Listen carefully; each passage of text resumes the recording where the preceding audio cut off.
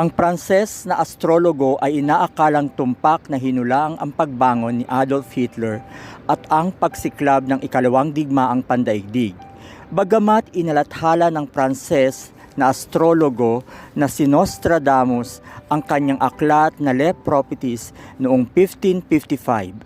Ang katanyagan nito ay nagtagal dahil sa 942 na pagtataya nito na di umano'y hinuhulaan ang hinaharap.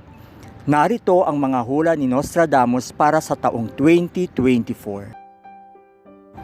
Isang mapanganib na virus na tinatawag ding zombie virus ay ilalabas mula sa Siberian Glacier sa 2024. Sa taong 2024 sa Siberia, matutuklasan ng mga mananaliksik ang isang mapanganib na virus.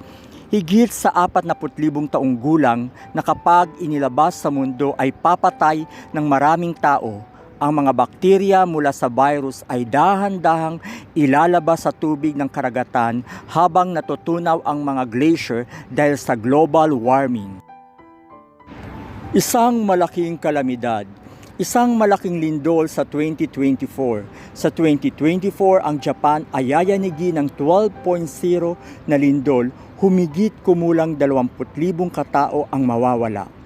Isang 12 Richter magnitude na lindol ang tatama sa baybayin ng Hilagang Silangang Japan na susundan ng tsunami na magdudulot ng kalituhan na lulubog sa daan-daang mga tahanan at papatay ng daang-daang tao. Pagbaksak ng world economy sa 2024. Lumilitaw na ang lahat ng kapalaran ng tao ay mawawala dahil ang mayayaman ay maaaring mamatay ng maraming beses, kasunod ng mga hula ni Nostradamus. Sa madaling salita, ang pandaigdigang ekonomiya dito ay nasa gilid ng kabiguan nitong 2024. Hindi magkakaroon ng kamangha dito kapag sinubukan ng Amerika na itulak ang sobre sa pagtaas ng kisame ng utang. Napakalaking pagsabog sa bundok Etna, Italy. Ito ay isang napakalaking pagsabog na nagaganap sa Mount Etna sa malapit na hinaharap. Ito ay magiging napakapangkaraniwan para sa tunay. Maaari talagang mangyari ito sa huling bahagi ng 2024 o sa unang bahagi ng susunod na taon.